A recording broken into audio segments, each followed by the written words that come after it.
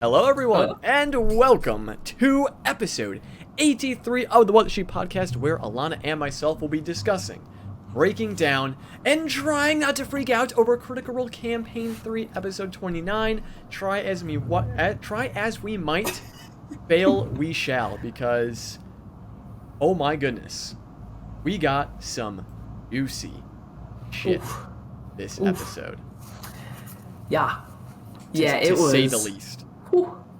It was like, it's just like, give us the answers. Just give us the answers. And it's like, oh, we're getting the answers. We got them all. Okay, God. And we got them all. There it is, folks. Yeah. We have the answer to everything. Yep, campaign over. Yeah, exactly. Everything was answered. No need to worry about Delilah or any of that stuff. But let us break this down bit by bit, starting with the beginning, where we had the confrontation with Dusk and Birdie and Fern and everyone all together. Very, very intense scene. But very, very attractive of Erica to play it in such a way where they were still like, they still felt like they were in control, and they were still, they were so good. Erica was so good as Dusk, or you, as I should say. Yeah. It was awesome. It was a really awesome scene. Such a good shift in the characterization and the way that Erica was playing this character. And yeah, like, I liked that kind of sense of still in control, because they seem convicted. I mean, they're a paladin, so they've got that conviction to begin with, and so they're just there to get the job done. And I liked the sense of, well, even if you do kill me, like, my job's going to get done. Like, I'm not too concerned about this. But I like that it wasn't, although this could have been fun as well, I liked that in the end they weren't a pure evil character. It wasn't like, hey, I'm here to fuck your shit up. It's like, no, they had a reason for being there. They had a legitimate reason for being there. And they're quite lawful about it, realistically, how they went about everything. Because they were even like explaining their process. They're like, hey, I could have killed any of you. I could have done this. I could have done that. And then even Travis next was like, true. Yeah. And the way Dusk or you was presenting the situation, you kind of side with you, like, after learning about, what happened, yes, Ollie and Birdie did technically steal something from the Unseelie Court, and they even explained how, like, they're not necessarily enemies, but they go from enemies to friends to neutral. It's wishy-washy and stuff. So it's like, you is justified, and like, the Unseelie Court is justified in wanting to get it back. So it's like, well. Yeah.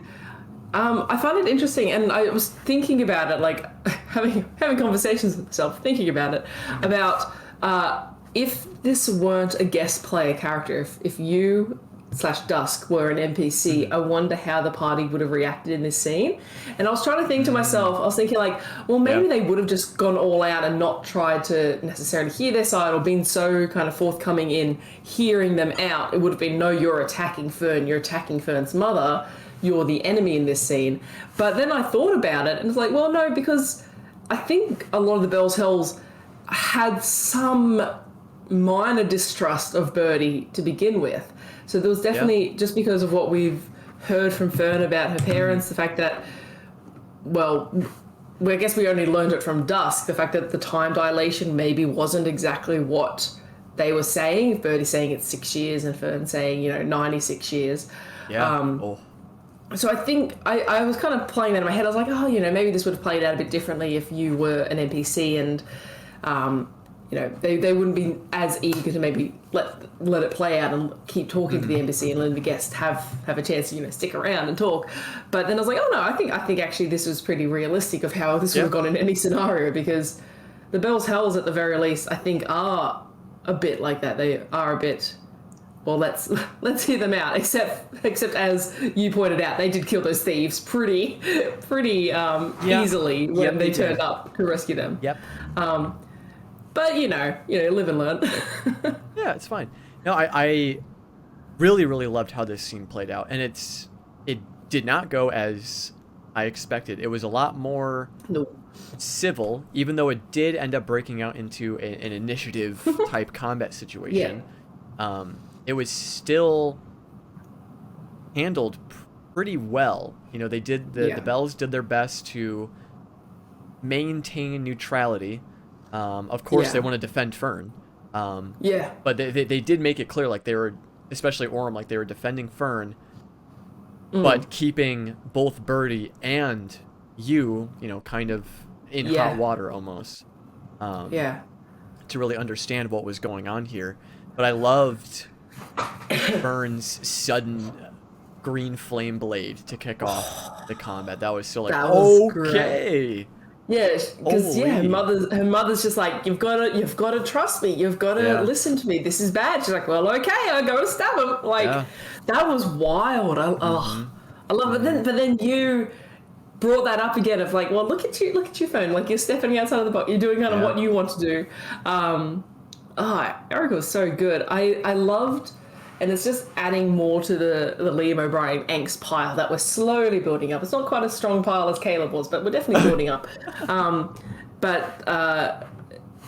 You transforming into like a hot half elf and trying to like play with arms, which like it didn't work. No, it didn't maybe work. It did. But then also, and then also Dusk shifting into Imogen.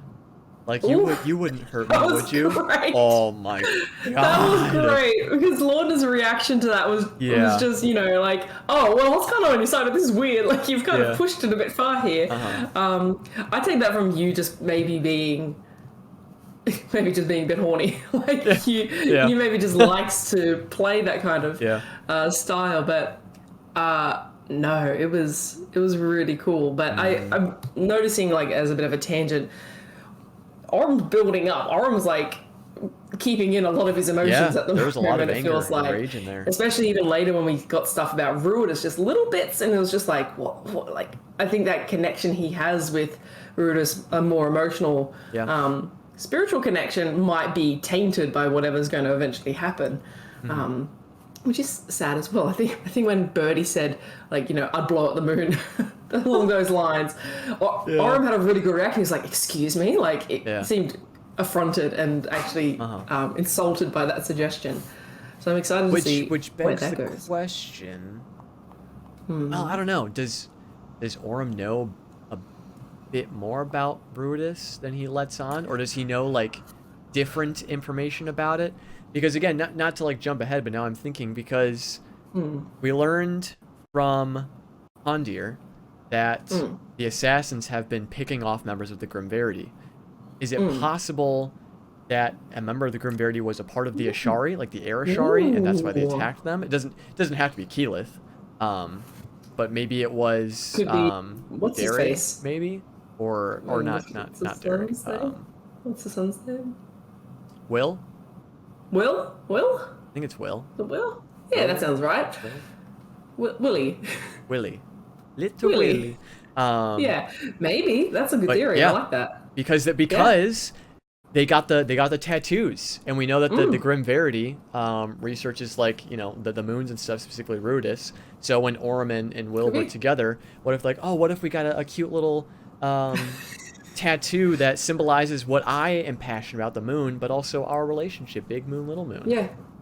That's good. I like that theory a lot. I like that theory a lot.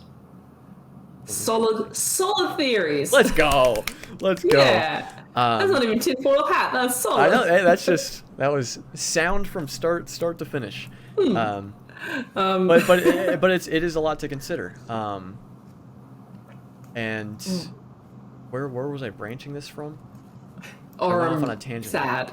Oh yeah. Orm sad. Yes. Orm being sad, and maybe knowing a bit more about all this stuff. But could be. The only thing I could consider, but I feel like he would have brought it up by now, is if Orm knew that Will was a part of the Grimverity. I feel like he would have said something at this point. Yeah, maybe. Because they're pretty secretive. Yeah. Like, I think that's the whole point. It's possible, I guess, that Will just maybe didn't mention it if they were a part of it, but Maybe. I think we can explore that theory. Yeah. That's nice. I like it. Yeah, we can leave it at that. But yeah, no, the combat was fun. It was very controlled. It was very like crowd control combat of, you know, making sure people don't move too far and not. I love later in the conversation anytime, you know, like Oren would do 1 damage to you with the sword and just jab it in the back. It's like FCG is like, you heal 5 points. You heal 5, yeah. Yeah, just constantly keeping them up. But no, it was good. I did like how it kind of sided. I liked that Imogen did the detect thoughts on Birdie and seemingly got this information. I'm guessing she heard the surface thoughts of Ruidus and, you know, we need to stop this or something along those lines. Yep. Which, you know, because her reaction, that was a long whisper and her reaction was strong. It was very much just like, oh no, we need to talk. What got me from that is when Imogen was then like, how do you know the Nightmare King? Or something, and everyone was like, oh shit. Like, oh. And dang, what a the cool Nightmare King coming back connection. this early. Jeannie's Pool just said there's a great red string connection board on the subreddit, and I saw it like just before this, and it's a flow chart of how everyone is connected. Oh shit. And it's wild. It's mainly like Orym, Imogen, well, Lorden is there, and Fern, and a bit of Chetney as well. It's mainly those characters, how they're connected. But it's like all the Ruidus, it's all the Feywild, it's Ira, it's like the Gnarl Rock, and all these lines going everywhere. It's really good, and it was really helpful, actually, because I was like, oh, completely forgot about this. Yeah, but it is all this kind of twisted web of connections, and, you know, the Nightmare King coming back, talking about the Gnarl Rock and like how that's going to be useful. The fact that Delilah was interested in the Gnarl Rock and took part of its power. Yeah. Just, and we're leading up to an Apogee Solstice. Yes. Like, I think we called that, right? We said we did. Well, we did. I think everyone called it. Let's be Everyone real. called it, but I mean, we said it on video. Yes, we said it live in front of an recorded audience. We have more at stake here. Yeah. But no, it's awesome. And let's not forget the other big bomb drop. I can't remember if we had mentioned this already. Fern is Ruidus-born. Holy shit. Yeah, right? This whole time we were thinking Imogen. I mean, Imogen could still be Ruidus-born. But holy shit. Hard confirmation. Like, I was getting chills during that part. Like, I was like idly watching the episode. I was like eating dinner and stuff. And when it got to that part where Birdie was describing the birth, and we're like, yeah, we decided to have you be born in Exandria, or, you know, in Tal'Dorei or whatever. And then, like, when you were born, there was a weird flash. I was like, no fucking way. I was in disbelief. I was like, there's no way Fern, out of all of them, is the one who's Ruidus-born. That took me way by surprise. It's very, very cool, and I'm loving where this is going to lead. I don't want to jump ahead. I'm not going to jump ahead, but I can't wait to start talking about fucking Ruidus. But let's keep talking about the conversation. Yes. Because I will go off. So we learnt that Bertie and Ollie had stolen the Moontide crowd from the Unseelie Court, which we don't know too much about yet. We've only learned a little bit about the Moontide crown, and there's a bit about the Keeper of the Moontides, I think that's their name, in Tal'Dorei Reborn. Or maybe it's Wildmount. We know a little bit about them. They're a fae that the Arcana Pensophical pay attention to, but we don't really know what they do. It seems to suggest something about the moon. Yeah. we could argue.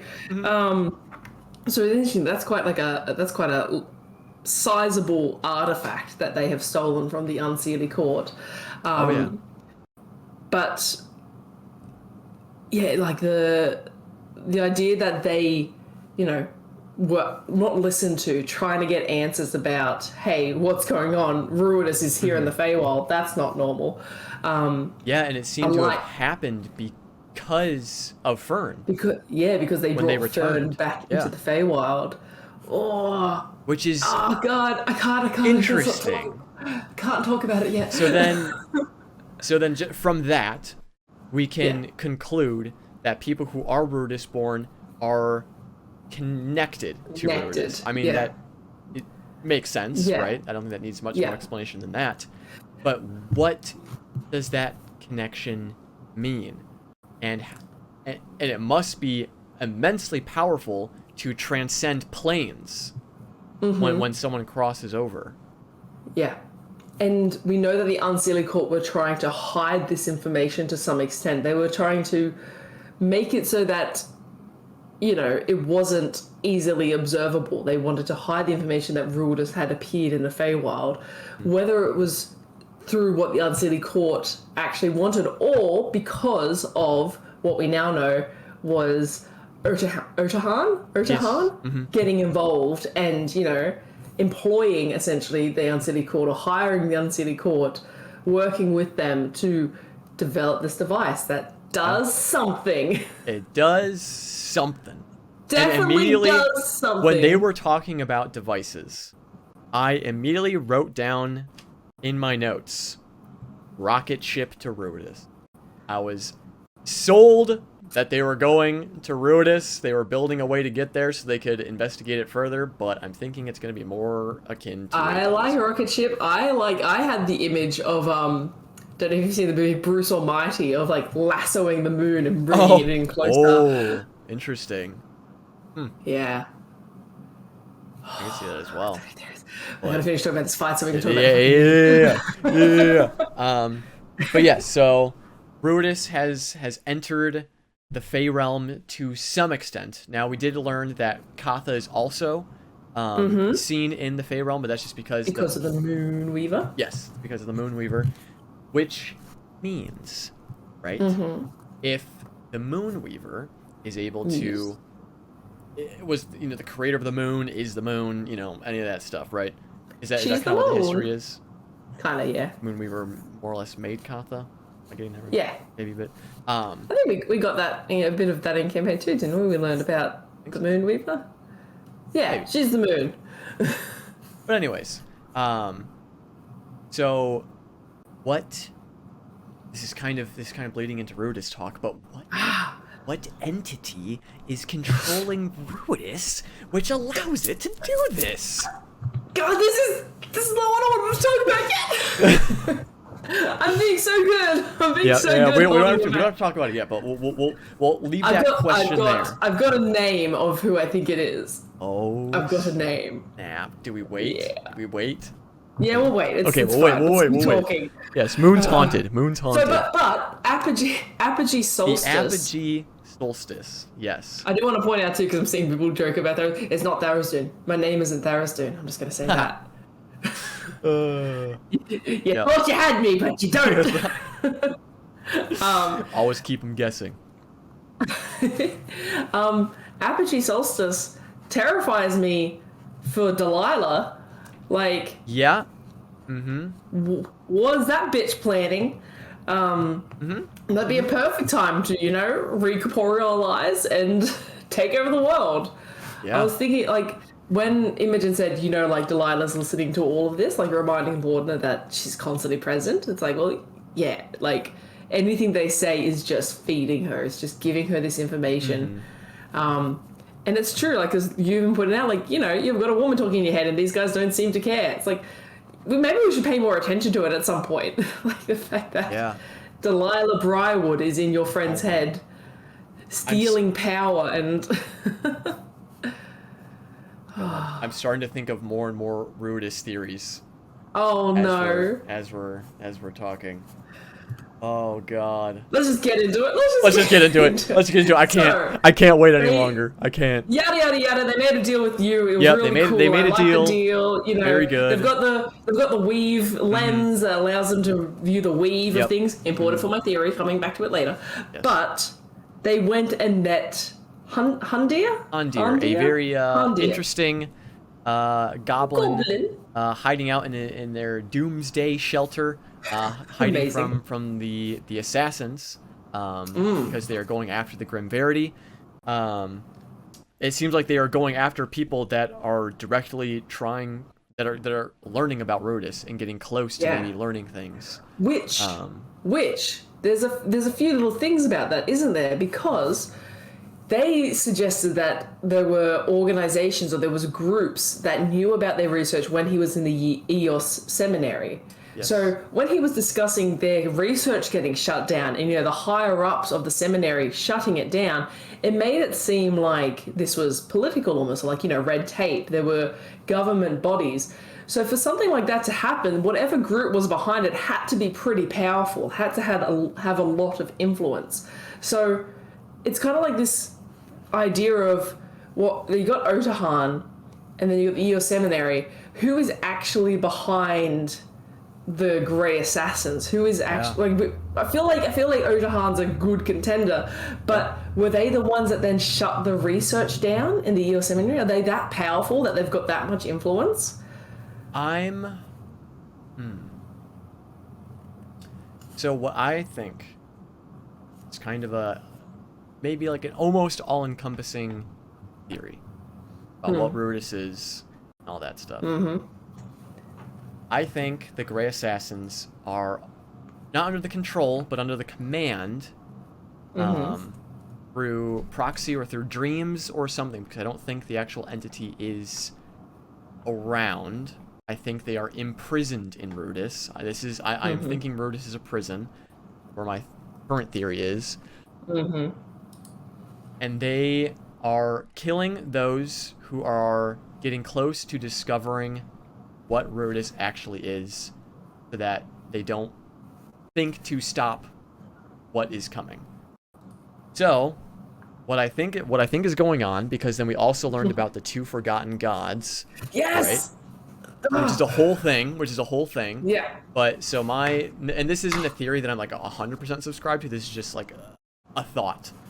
Is maybe both or one of these forgotten gods is imprisoned in Ruidus, because we know that Ruidus wasn't around during the founding. So perhaps Ruidus is now a prison for one of these gods, and they have only now been able to extend their reach. Well, I guess it doesn't really make sense because there have been Ruidus-born before. But anyways, my, I guess, idea here is that this Apogee Solstice coming up, the Grey Assassins are protecting the plans to release the Forgotten Gods from their imprisonment in Ruidus by maybe connecting to the ley lines or whatever. I don't know how it works, but I feel like as far as Ruidus goes, the Apogee Solstice that's coming up is possibly going to lead to the release of whatever entity may be trapped inside. Again, I don't fully subscribe to this theory. It was just a thought that I was having. Like, I'm just trying to make connections. Yes. See what makes sense, see what sticks. But what do you think about all this? Oh yeah, so pretty similar, because we did learn. One, I wanted to talk about this assault on Vasselheim, this heist in Vasselheim, which sounds like a really cool one shot to like break into the Temple of Arathis and steal these hidden scrolls. One, the implications of Vasselheim having this information and not sharing it is huge. Like, they weren't kidding when they said, imagine what the followers of these major deities would be like if they're like, hey, there are actually, what we learned, 2 other deities at the founding. The fact that, like, there's no mention of it. The other deities, like, we've had interactions throughout 3 campaigns with the deities. There's been no inclination, no mention of potential extra deities. But one that Felice just put, the Luxon, I immediately thought of the Luxon. Luxon's good, because the Luxon actually. is more based in like Kryn dynasty religion. That could work for my and theory. stuff. That could work for my theory. So here's what I'm thinking. So there was a time before Ruidus. Ruidus was not there at the founding, but we know that there was these 2 forgotten deities. I'm with you. I think there is a deity trapped inside Ruidus, imprisoned in Ruidus, which is where I wrote my comment. It is an egg. We were right. Yep. It is going to crack open and a god's going to spill out. But I think, because I did the thing, I went and thought, well, a lot of Exandrian deities are based on like Faerun deities, or like, you know, actual real world D&D deities. They're just renamed, reskinned. So I was trying to think which cool ones do I like aren't there, but there's a really cool god who I think would be a perfect fit, and that's Shar. So Shar is a Faerunian goddess of shadow and night. They're the counterpart of the Moonweaver. They're the counterpart of Saloon. And their whole deal is they are the dark magic. They are the dark version of the weave. So they have the kind of like the anti-weave of magic. Whereas the weave of magic was created by Mistral. Mistral was the goddess of magic, or the god of magic, the embodiment of magic in the world. I want to think that Shar was imprisoned because they killed the embodiment of magic, or there was some altercation, some conflict between the shadow god and the essence of magic. So then now the magic we see in the world is deity created. So it comes from the deities.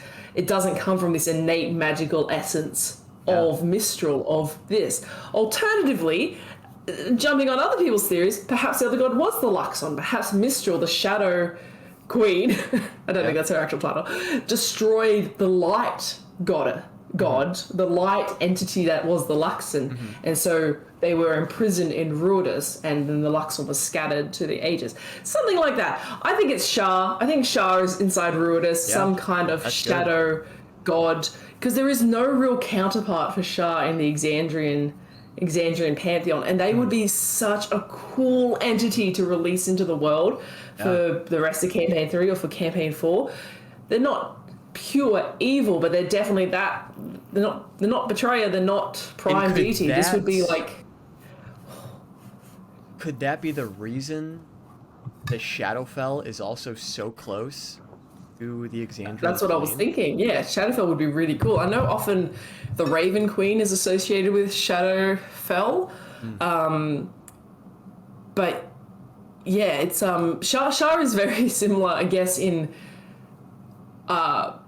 iconography to the Raven Queen, like a lot of ravens and crows and shadow and that sort of thing, but her deal is a lot more magic based rather than death based. But she's so associated with, like, you know, the dark side of the moon, or like, you know, the anti-Saloon, the anti-Moonweaver. So she's essentially the Shadow Weaver, and I just think that's kind of the red doesn't really play into it. I don't know how you'd like go for red Ruidus, but it's just because it's the prison. That's my standing theory. My standing theory is that it is a Shar equivalent, some kind of shadow anti-magic weave entity inside Ruidus, because they killed the previous deity, or they did something, and the other gods were like, ooh, that's not good. We can't kill you, but we're going to trap you in this celestial body. And the waning and the pulsing is her building power and, you know, essentially selecting followers or selecting chosen, like almost like fate touched, like from the Raven Queen, but like, you know, this is like Shadow Weave touched. And those are the ones that are going to help her escape. Because I think that's my theory. No, that's perfect. That's really good. And I think it's like, it has to be connected, right? The Ruidus-born, these flare-ups, the forgotten gods, Ruidus not being there at the founding. Matt didn't put these two pieces of information there as just coincidence, right? The forgotten gods and Ruidus being created have to be connected. But it comes down to, who are the forgotten gods? Because not even Hondir was made aware of who they were, for their own safety. So do they have to go to Vasselheim? Like, is that where they're going to go? Or is the information in No, it's in Eos. Okay, and they were going to be going there anyways, once all was said and done. So now they just have even more of a reason to head over there. Find out who these... Because that's going to be the next big, like, revelation. What are the names of these two gods? We know they're connected, but we need to know what kind of gods these were, and if there are records of why they are forgotten. This is from the history founding. not Like this want to is remember them. this is from the very start of Yeah. kind of planet, like when the Yeah. elementals and the deities were working together, when humanity and all kind of humanoid kin were starting to be formed. So Vasselheim would have been very young when they started to take record of these things. And even then, it might have been history to them. It might have been like, not so much like, oh, these gods just disappeared out of the sky. Like, we don't see these gods anymore. It'd be like, oh, we've heard tale of the fact that there were more gods when these beings came to Exandria. So it could be like, historical accounts are sketchy at best, let alone historical accounts of historical accounts. Yeah. But no, I'm the same. I'm really keen for them to go and try and find out. I'm not sure if it would like literally list the names of them, but there might be like some aspect, like maybe their domains or just what kind of things they had control over, which is their domains. But I like that. I like the idea of the retcon of the Luxon being involved. I'm also still kind of feeling the Mistral vibe of anti-weave. And okay, Matt so loves this is the weave. interesting. This is The now weave interesting. comes up a lot. So, again, two things. What if it is Mistral and Jar? And we know that divine magic came first in the world of Exandria. But then, in order to combat the Titans or the Primordials or whatever, I can't remember the exact timeline, but then arcane magic was gifted. We don't know when during that Ruidus was created, but what if Shar and Mistral had some kind of a falling out, some kind of a clash where Shar killed Mistral and their essence was then scattered into Exandria, and that's how arcane magic was created? Because we don't have a source for arcane magic really in Exandria. We've got it for nature magic because it comes from the planet. We've got it for faith magic because it comes from the gods. There's no real source of arcane magic in Exandria. So I like because in other places it's Mistral. Mistral is the source of arcane magic. So I like the idea that their essence was released and made I don't know what's the word, made accessible, tangible and usable. And this is the ley lines, all that stuff was them. And then because of that, then Shar was imprisoned and Ruidus was created. Indeed. Because that would be a big deal. Like they were brothers and sisters. They were siblings. The deities. That's how they viewed themselves. The big falling out. Obviously, what was it called? What do they call that? The falling out between them. The sundering. Is that it? I think so. Oh no, the schism. The schism. Schism. Yeah, that's because they disagreed on Warcraft, I think. That's because they disagreed on what to do with the world and how to deal with their people and the things they'd created. But that's a disagreement. That's that's an argument. You got to imagine one of them killing another one of them would be major. That would be okay, that's taking it a bit of a step too far. Like I think even when the gods fought each other during the calamity, it probably wasn't for the kill. It was probably to trap them and seal them away again. Which I like the idea that they don't necessarily want to kill each other. Or maybe they can't. Maybe you can't ever truly kill a god. And because Stormy Boy is bringing up arcane magic is a gift from the gods humanity, and that's why the betrayers and the primals had a falling out. They didn't want the Wasn't that divine magic? I thought that was divine magic. Yeah, wasn't it because they were like maybe they were giving them the ability to they're getting I'm not sure. Shards of their essence. But regardless, if that is what it was or not, we have to now question history. Because now all of a sudden there's these forgotten gods. Yeah, and Ruidus faster wasn't time. always That's a around, lot to so answer we for. kind of have to question what we already know. I don't think Matt would shake up too much, where then we don't know what's real and what's not. I think he would keep it at there were two forgotten gods. One or both of them are now imprisoned in Ruidus because of something that happened. I think that's pretty much the extent of a shakeup that he would do, rather than like completely changing our perception of history.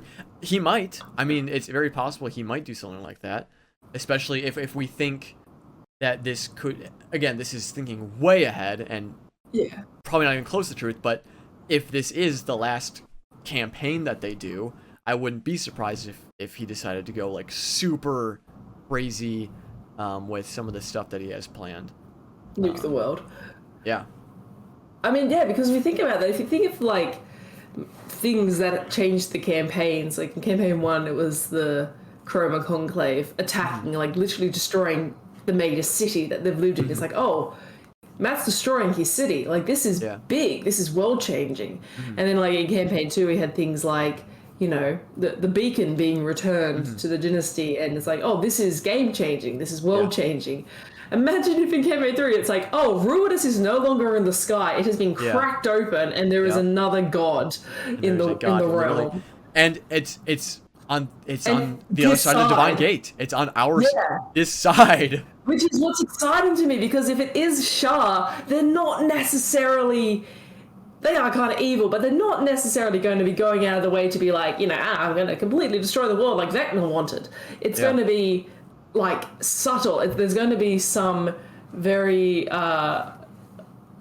it's going to change the world. It would change the world. Because... One, it's very hard to kick a god outside of the Divine Gate, as we learned. Like, you need to do a lot of work for that. But just what would it mean? There'd be new followers, there'd be new magic, there'd be new domains, there'd be... Or maybe they go bugger off to the Shadowfell and that they make that their domain. Like, or they are filled with vengeance for being imprisoned for so long, and they bring about the second calamity. And the gods, they can't interfere because they're on the other side of the Divine Gate. They have free reign to destroy their creation. Oh, God. Yeah, and imagine if a god was imprisoned by both the Primes and the Betrayers, because we can assume maybe this was before the Schism. They would have beef with all of them. Like, this is not just like, oh, screw you, light gods. It'd be like, oh, no, you all fuck me. Like, I'm coming for all of you. Yeah. Or maybe they're just like, I'm free, great. Maybe I'm really nice. And I just want to, do my shit. Yeah, that'd be real cool. I'm sticking with this theory. Yeah.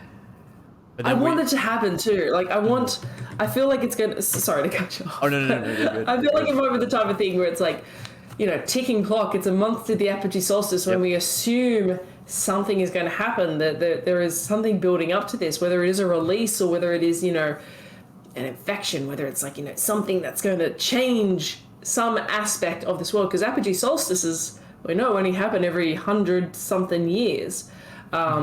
It's going to happen in a month, whatever these Ruidus-born Otterhan are planning.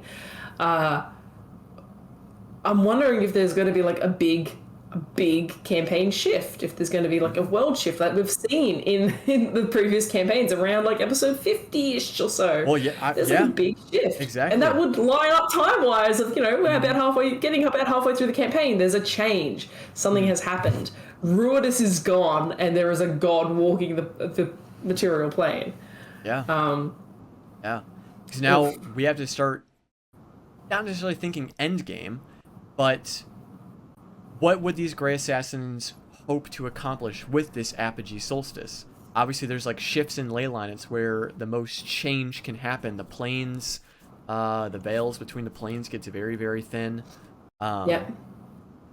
So is Ruidus a doorway? Maybe because we know that the planes are close. Like the Feywild and the Shadowfell specifically are very close to the material plane. What if Ruidus is just a doorway to another plane? That doesn't feel right. But what if it's just like a little like a keyhole that we're seeing that's like pierced in the sky. We're seeing into another Well, plane. yeah, we and are it's, like, breaking Ruidus. through. We know Oh, this. yes. We are Ruidus we looking are down Ruidus. on the planet. Yes, this is where Critical Role breaks the fourth wall, and Yeah. but no, I like that. I like the idea that, I mean, it's typical kind of D&D quandary of there's 3 possible locations this could be. Yeah. You have a month to figure it out, sort of thing. But if we look at like Otterhunt and what we know, they're working with the Paragon's Call, and the Paragon's Call were very interested in getting a lot of their members turned into werewolves, which for one is concerning when you talk about the moon. I know it's not the same moon, but what if there's like some... Oh, okay. Ugh. So if it is Shah, like, go back to my theory, if it is Shah, what if they do want to blow up the moon? What if they want to blow up Katha? Like, Oh my like, god. stick it to the Moonweaver, like stick it to her twin sister. Let's get rid of Katha. So what if we get like theory, but I'll go with it.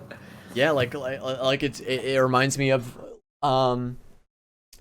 freaking Avatar, The Last Airbender finale for book 1. Ooh. Where Commander Zhao kills the moon. I have done it. Spirit. Yeah, the Moon Slayer. Moon Slayer. Conquer the moon. Yeah. So good. Yeah, 100% that. Yeah. I love it. Straight up crushes the moon. Otterhunt is Zhao. Yeah, Otterhunt is Zhao. Oh, with the help of... Yeah. Oh, my word. And then... No, that's stupid. No. I was gonna make a UA joke. But it's like that doesn't work in any sense of the. Yep. We did get just to bring it down a little bit. We talked a lot about stuff, so let's let those thoughts and ideas kind of bubble a little bit and chill. So we did get a Plane Rider Rin name drop. Yeah. We know Plane Rider Rin from campaign 2, who was chilling in the fire plane. And I guess now we kind of know why they seem to be on the run. They seem to be in hiding. Yeah. Also hiding from being hunted. These assassins. So it's been going on for a while, these assassins trying to take out folks that are maybe getting a little bit too close to Ruidus and such. Yeah. Well, was it like 12 years ago that it happened to Keyleth? It was a while ago that it happened to Keyleth, because it wasn't until the second attack on the Loomis twins and then it was passed on to, whoever, that they like, oh, that's similar to what happened to us 10 years ago. Like, let's go investigate. Wait a minute. Hold on. The attack on Zephyr was 12 years ago? It was a while ago, yeah. I don't know if it was exactly 12, because I know what you're thinking of now, but I'm not sure it was exactly 12. Maybe 7 years ago. There we go. Thanks, Adam. I was literally about to say, Adam, can you tell us how long it was? Because then I was thinking, what if it was 12 years, this could still be the theory. Yeah. What if Liliana was once a Grey Assassin, and instead they decided to join the Grimbarity to explain what's going on or to do any of this stuff? No, I don't really think that's probably the case. Grey Assassin, though, like, if you think about all the people involved with Ruidus, they're not red-based, they're shadowy and dark and grey-based. Because then my theory then was, because in Imogen's dreams, Liliana is telling Imogen to run, Liliana knows the Grey Assassins, like, they know they're coming after her, and so she's telling her to, like, run. Yeah. The Grey Assassins are coming for you. Like, I know because I was one of them once. Which could make sense, because if the Grey Assassins are able to appear in her dream, and so is Liliana. That's her name, right? Liliana? Yeah, sure. It is now. Canon. I don't know. No, I don't think it is. I don't think she was once a Grey Assassin. I think it'd be kind of interesting if she was, but no, it's more likely that she is just Ruidus-born, or Ruidus-touched at the very least, and was offering herself up as research, I guess. Yeah. Oh my gosh. I just want it's gonna it's a month in game time until the Apogee Solstice, which Yes. that's quite a number of sessions. A month is a That is a long lot. time. That is a lot. Remember Traveler Con? Oh yeah. It took forever to get to Oi. Traveler Con. Oh man. But I'm super stressed because they're going to go look at this telescope, I guess, that Bertie and Ollie and the Nightmare King And the have Nightmare built. King that they're working with. Yeah, we can't forget about that. Just casually working with this psychopath. Yeah. Yeah. But they're going to use it to look at Ruidus with the weave lens, Yes. the lens. Yes. So Lets them. that is the second thing then that could provide us with answers. Obviously the names of the Forgotten Gods, and then this enhanced telescope device to really observe what was going on. And correct me if I'm wrong, Birdie or Hondi were saying that viewing Ruidus has always been obscured. Was that only in the Feywild, or is that also here? Because I think they got a said good they look at couldn't- it Yeah. from that other guy. Yeah, other because I think they said they couldn't fully check it out in the Feywild. It wasn't until they went Yes. further into the unseelie side of the Feywild to realize, oh, they may be blocking it, or they're Yes, hampering that is its correct. visions here. But it's obviously very visible in the material plane. So yeah, it's going to give them a read on it. Essentially, they'll be able to look Yeah. at it and see, hopefully, what kind of magic is associated with it. They're going to look at it, it's just going to be blinding. I feel like it's just going to be super strong magical entity, egg sort of thing. But then I'm stressed, as Adam points out, that they still need to go back to the Paragon School because they've got a meeting there to join up so that they can get trashy. We've got bigger things to worry about. We've got They don't fuck have the Armand capture Treshy. orb anymore. Do they have more of those? Do they only have the one the last capture one. orb? Oh, That was fuck. the last They don't have that. How are they going to get him back to goddamn what's-his-face They back cut in their losses. Jerusalem? They've got bigger fish to fry now. I don't... Treshy, fuck him, he's Treshy's a small guppy now. potatoes. Treshy's a little guppy compared to this stuff. No, but it is true. A lot still. Because they're like, oh, we're gonna get Treshy because he was working with the Nightmare King. Let's go work with the Nightmare King. It's And also Odahan is still a part of the Paragon's call, so going back after they've learned all of this stuff, I don't know. And Odahan still hasn't, at least as far as we know, Odahan still hasn't pinged on Imogen. Imogen, yeah. So Maybe she's too distracted by Fern. Rude. Because that would be a real telling thing, wouldn't it be? You're like, all right, we're doing this death run because there's some new recruits who want to join. Oh yeah, looks alright. That satyr looks like the person that stole the crown. No, wait, because Oh, but they don't know about they Fern. don't know. They don't know about They don't Fern. know about Fern was a Fern. little critter. That's right. but surely they could be still looks like the one. Yeah. Or maybe they can just ping it. Maybe they're just they can smell the Ruidus-born. Yeah. I still I still feel like so their game plan right now is to finish this telescope, right? So they can observe the moon, Ruidus, and get more information on it. Yep. But then they also need to find where this ley line shift is going to take place, so they can be there for the Apogee Solstice. Is that kind of what they were talking about? I don't think the ley lines always shift. I think it's just there's the potential for them to shift. That's how strong the Apogee Solstices are. But I think it's just going to be there is going to be an immense focus of power at some point in Marquette, and they've got their three locations where it might be. I mean, if spoilers for EXU Calamity, the shift of the ley line in that was it shifted them straight up into the space. Shifted them it went up. That's interesting. So anything can happen in an Apogee Solstice, but that was a huge build-up of energy. That was a lot of magic went into that. This is just there's no like magic engine fueling this Apogee Solstice, but there might be. What if there is? We don't know. We don't know what Otterhan's up against. Like maybe they're going to use Fey magic to like fuel the Apogee Solstice. Yeah, and we have to. Yes, again. What's scary is because how rare and impactful an Apogee Solstice is. Not to instill anxiety into everyone, but we can't only consider Ruidus and these Grey Assassins utilizing the Apogee Solstice. Think about the Cerberus Assembly, Delilah, these other powerful entities. Like, what do you think they would do with an Apogee Solstice? I mean, we don't really know, I guess, what else. I mean, we know that the Raven Queen used an Apogee Solstice to become a deity, so that's big.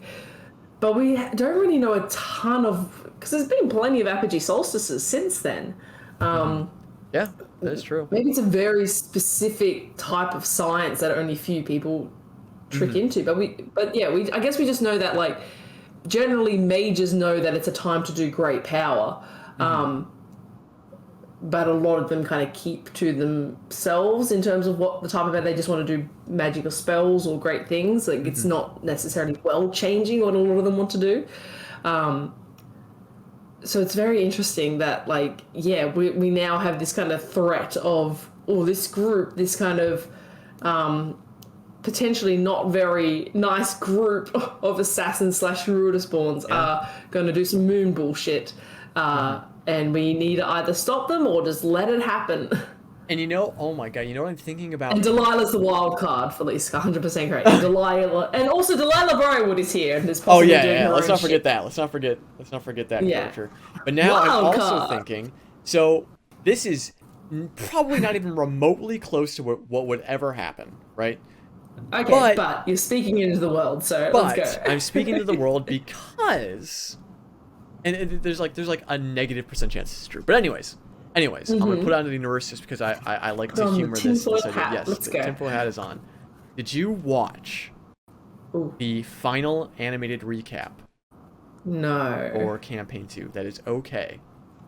It was great. They wrapped up the whole thing, but they didn't touch on everything. And one thing they didn't touch on until like the very, very end was Caleb and Essek destroying the time travel stuff, all that stuff in Aeor. Okay. They didn't. Okay, I like where this is going. They recapped everything, and then it faded to black, and then Danny was like, "Oh wait, a post-credit scene," and then it was the scene of Caleb and Essek destroying the shit. So I was like, why would they have that as a post-credit scene? Why wouldn't they put that in when it should have been in earlier when they were doing the recaps for that? What if they maybe Liam talked about this with Matt and stuff and is like, Caleb would know if an Apogee Solstice is coming. What if he's waiting for an Apogee Solstice to try time travel? Oh my god, why would you do this to me? What if? I mean, it's probably not true, but then it's like, why would they have that post-credit scene of like Caleb and Essek destroying all the time travel machine exists? Because and then specifically in that the recap scene, Caleb was like, it would work, or like it could work, and then it all destroyed. Yes, he gave up on it, but what if he did, right? But then he discovered that there is an Apogee Solstice and was like, oh shit. One last okay. Not to I love it. Yeah. Not to rain on it in any way. Oh no. Again, I think there is no merit to this because at all. We got his story. We learnt kind of what he did into being an old man and eventually, dying. So that would be past the Apogee Solstice. That would be but unless he did it perfectly, we don't know. That's hard to tell. That's an easy retcon thing. That's an easy thing of I love it. I do love it. I don't know how it would play into this. Neither do I. Neither this do story I. because it'd feel very like, oh, something weird's just happened up in Aeor. Like some fucking weird wizard has gone and done some bullshit. Go deal with him. Like, Yeah. but I do like that It was idea. just an absolutely random idea that I had. Yeah. I do like the idea of Caleb and Essig doing something at the Apogee Solstice, though. That's very sweet. They go on a nice little date. While Char is emerging from Ruidus, we see. But again, because like I've been saying, what if campaign 3 is like the Avengers of Critical Role and stuff? I feel like Char emerging from Ruidus is like a call to arms of every like major adventuring party and like major player of the world. Because that is a very well, that's it. big thing. Stormy Boy mentioned earlier in the chat about how, like, we know why he doesn't do it, but Oram could easily be like, hey, I'm going to quickly call Keyleth and get her take on this. Yeah. I get that he wants to kind of handle it himself, but at a certain point, it's going to get to, you know, like, oh, something bad's happening with Ruidus. This could be real bad. But I imagine they might play that as he does contact Keyleth and she's like, yeah, we're aware about it. We're dealing with it over here. Like, we're doing something here. Not so much like, all right, we're coming to you guys. Like, all the Vox Machina is on its way. I think it'll be sort of, if it is this major event that could potentially change the face of the material plane, people are going to be dealing with it. And it's just going to be more like, oh, you guys are at the epicenter. You've got to do, you're the go team on this. Which was very much kind of like a nice little subversion of what happened with Mighty Nine at the end of campaign 2, where it's like, this is big what you're dealing with. This is massive, and no one knows about it. Because it's all in the Astral Sea, this could go very wrong. If you don't stop this, the world is going to be screwed, but no one knows that it's currently happening. Whereas with Vox Machina, they were heroes. They were like, Vecna, like everything's going bad, you're our heroes, go. So I like this kind of like change of how the heroes are perceived in their world. Hold on a second. Oh yeah. I'm suddenly thinking I went on like a side mind exploration of like Plane Rider Rin. How did they get there again? Was it through Yusa? Because he had like a tuning, they had a tuning fork or something? No, was it through Allura? Yeah, there were, yes, he had a tuning fork for the plane of fire. But specifically to where Plane Rider Rin was staying. I'm not sure how that works. I think they were just like hoping for somewhere safe. And so it kind of like, I don't fully know how like planal travel works, that spell specifically, but I think they used it and they got there. But if it was tuned specifically to where Plane Rider Rin was staying, that means True. Yusa... And that was a gift to Yusa. So is Yusa a part of the Grim Verity also? Yusa was friends with the Arcana Pansophical. They were friends with Allura, so it doesn't stretch too far to think that they were friendly with Plane Rider Rin as well. And perhaps it was like, oh, Yusa, I know that you're a gold dragon and that you want to, like, investigate the fire plane as well sometimes. Here's a key to my office. Sort of thing. Or maybe they were close, you don't know. Because we know Plane Rider Rin was a tiefling, correct? Okay, hold on. Hold Yes. hold the phone. I will. I am. The Platinum Dragon. Yes. What if... Bahamut. Yes. What if Yusa is a platinum scale, or is Bahamut silver? What if that's what Yusa is, and they're connected to Plane Rider Rin, who's connected to Grim Verity that research Ruidus.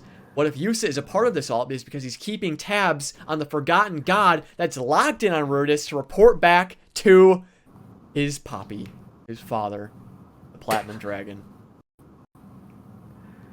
There it is. I don't know if that made sense. I don't know if that made sense at all. It made sense. Your words made sense. Yep. The words made sense. Yeah.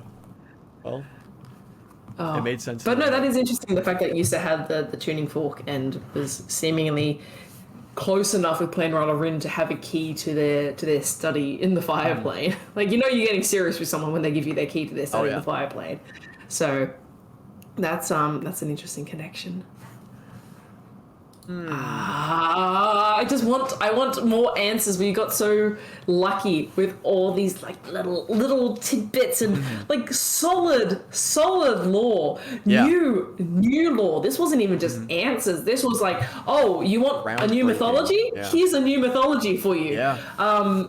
It was big, and I just want more. It just made me hungrier. Like, I'm satisfied. Give me more. We're getting to the juicy stuff of this campaign, but again, it was. I was just gonna say they stole this text. I just had to look it up. They stole this text from the Temple of Arathis in Vasselheim.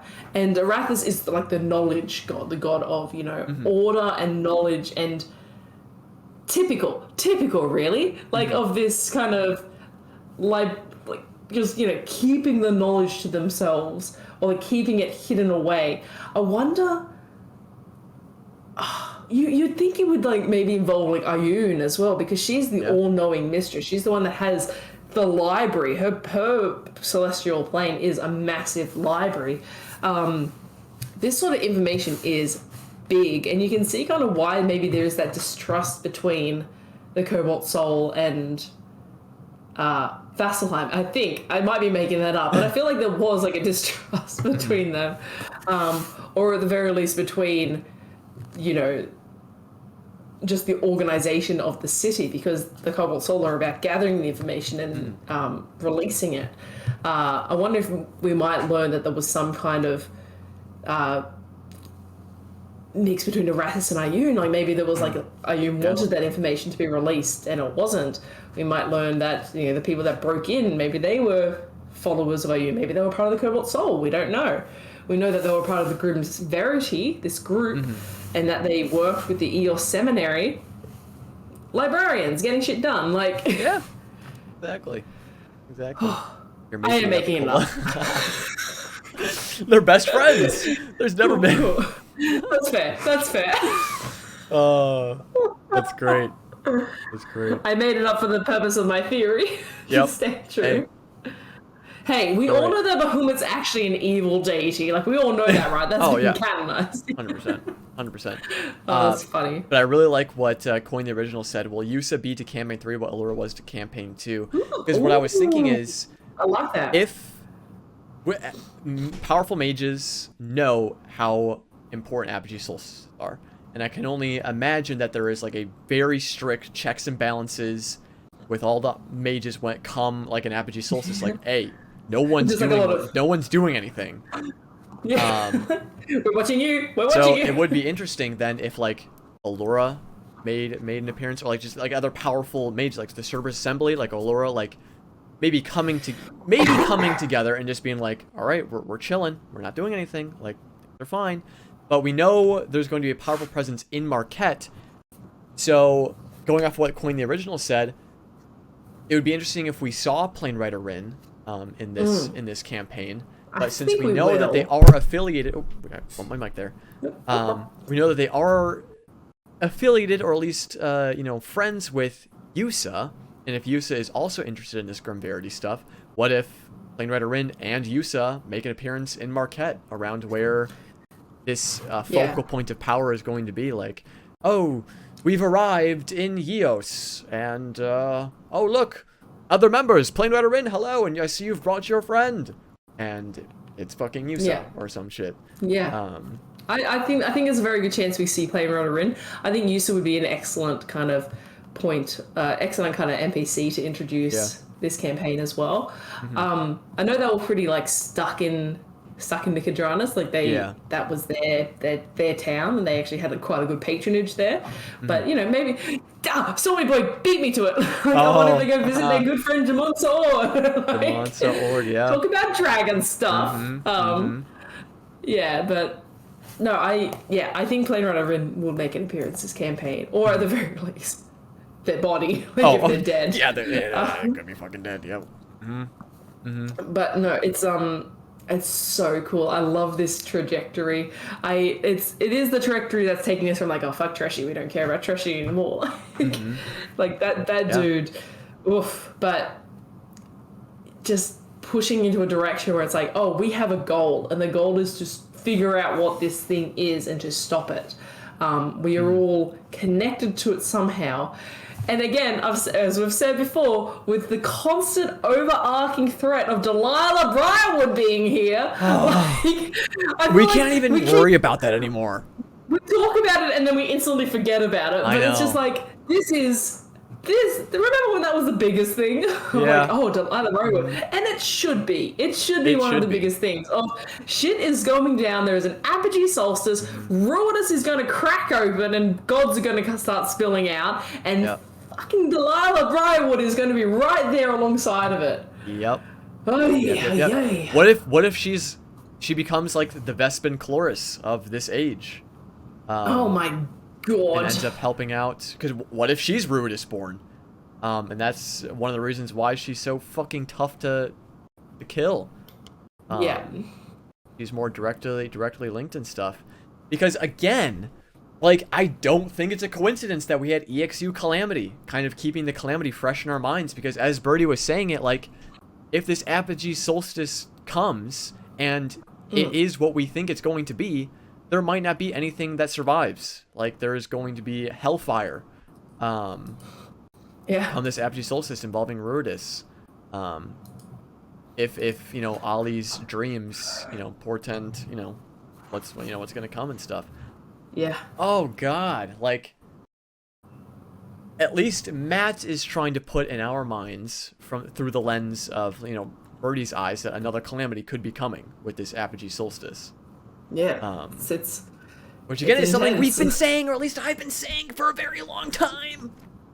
Yeah, a new age. That's what we've always kind of like thought a new age would be coming. And I didn't watch it, but I saw someone comment on it of something Matt said at the Comic-Con panel. Apparently he made mention of, I say apparently because I didn't see it. Apparently he made mention of, you know, maybe at some point there's like a steampunk version of a campaign. Like, you know, we jump forward in Exandrian history, kind of like Legend of Korra, jump forward a little bit, and there's, you know, industry. That would be cool. What if there is a... Oh god, what if there is a calamity and, like, you know, magic is destroyed and they have to turn to industry and they have to turn to, like, you know, if magic's not there, well, I guess we're moving into industry. We're moving into an industrial revolution. Yeah.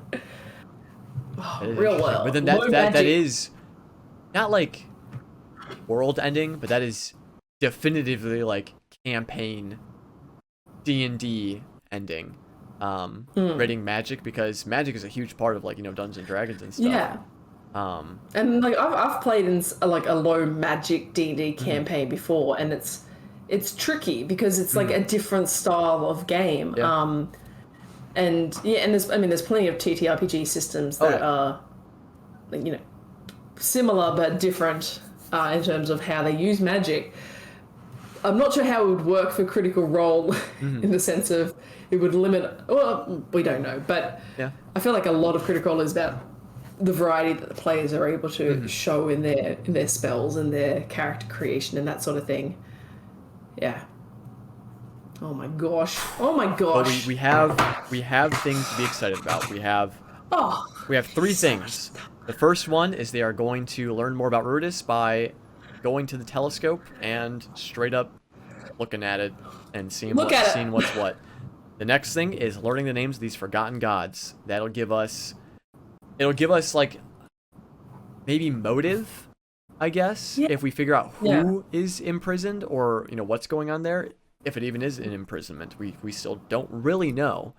And then the final thing is meeting up a month from now at the place where the power is going to be most concentrated, and seeing what the fuck is going to happen.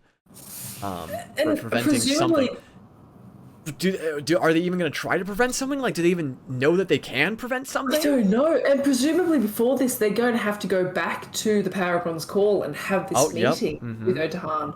Yeah. And, learn about what she has to say, and if she's, picked up on them at all, or we still don't 100% know that the vision that Imogen has was her. We know it looked like her, but it could have been some entity using her visage. Like, we don't know if it was actually her sharing this vision with her, because there's been no acknowledgement of, like, not even like a little smirk, or even like an acknowledging glance of, oh yeah, we shared that dream together. It could just be, it could be a sign, like, we saw Imogen see Bertrand's death, but he wasn't necessarily connected.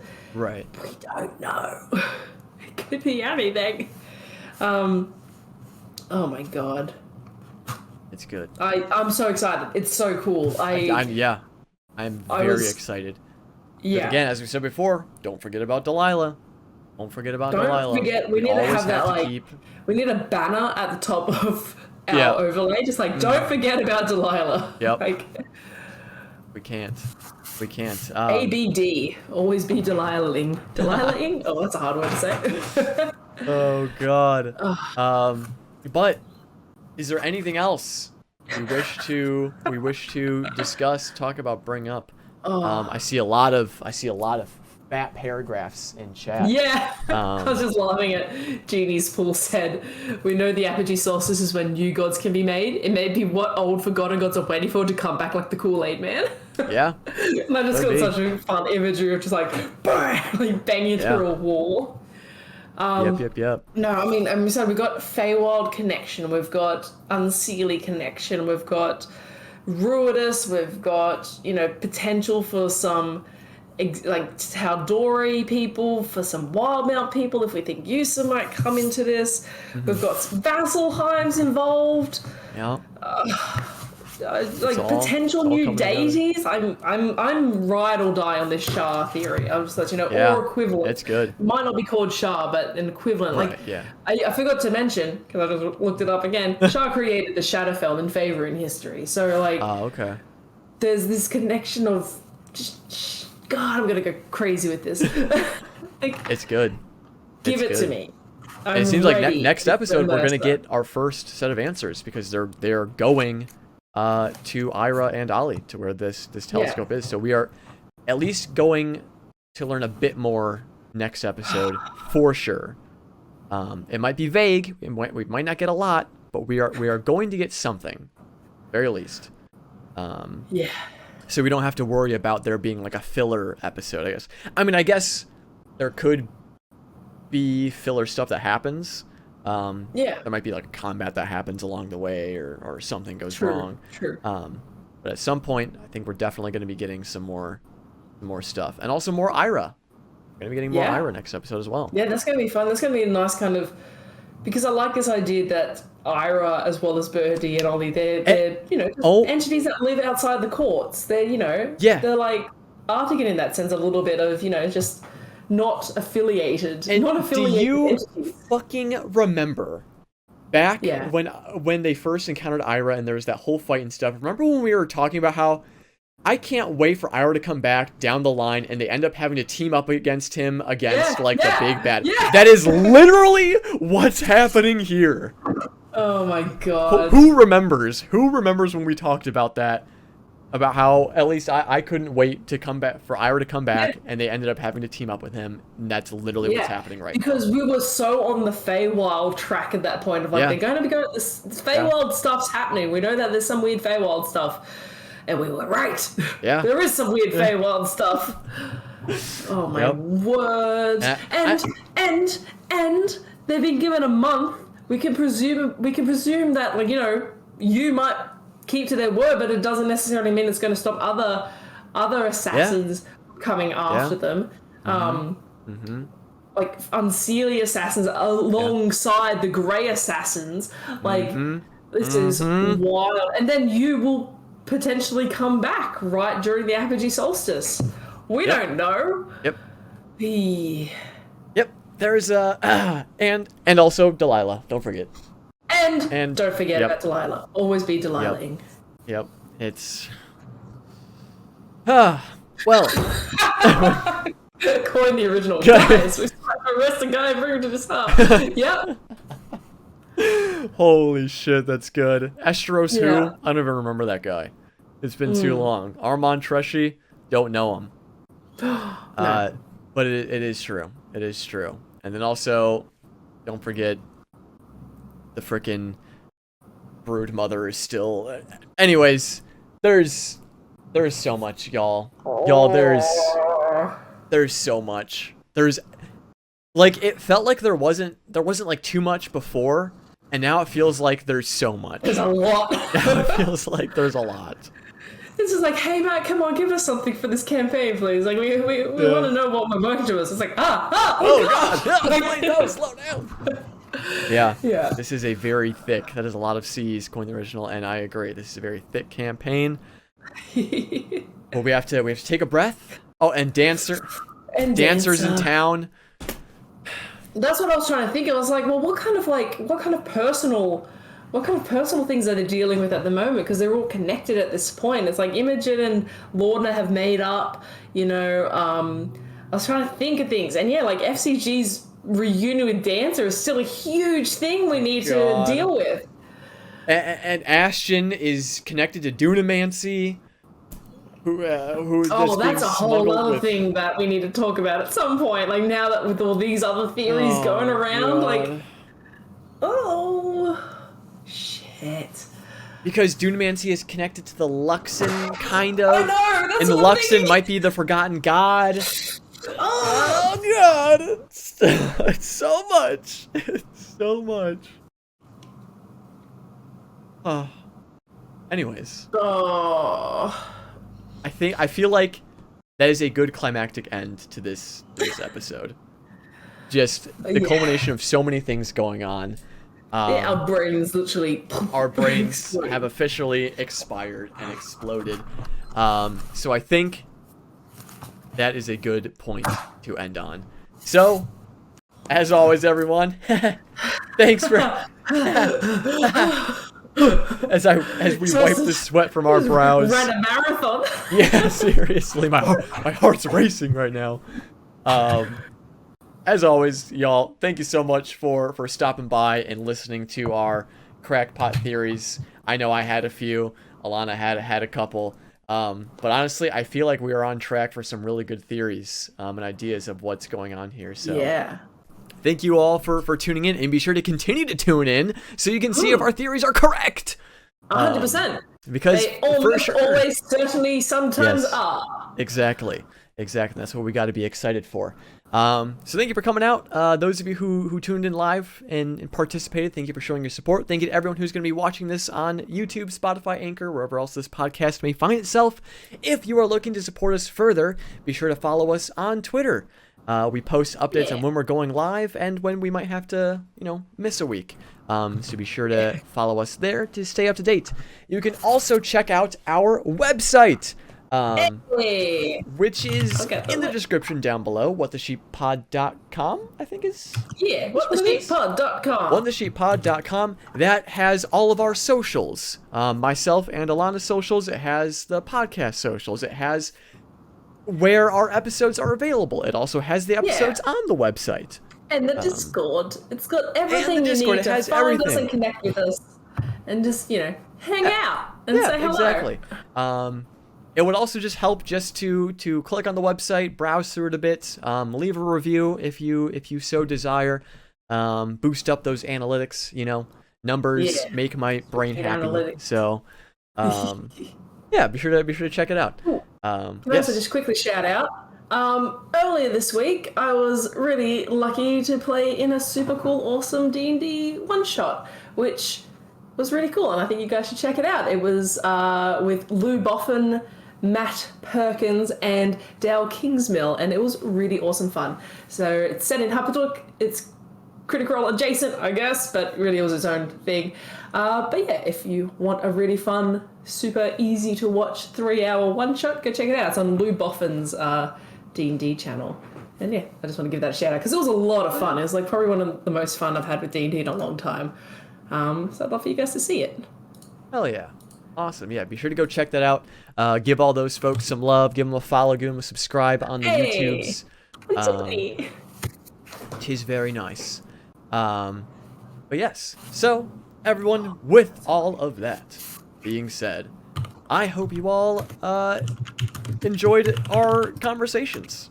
I hope you did. And also, don't forget to love each other. Spread the love. Spread the love to everyone you meet, everyone you see. The world needs more love in it, so make sure you are spreading it around. But most importantly, don't forget to love yourself, so make sure you're taking care of yourself. Drink some water, eat some food, get plenty of rest. I'm proud of you, and thank you for being here. And so, everyone, with that being said, I hope you all have an absolutely wonderful rest of your morning, day, evening, wherever you may be on this glorious earth. And we'll see you all very soon. Bye, everyone. Bye.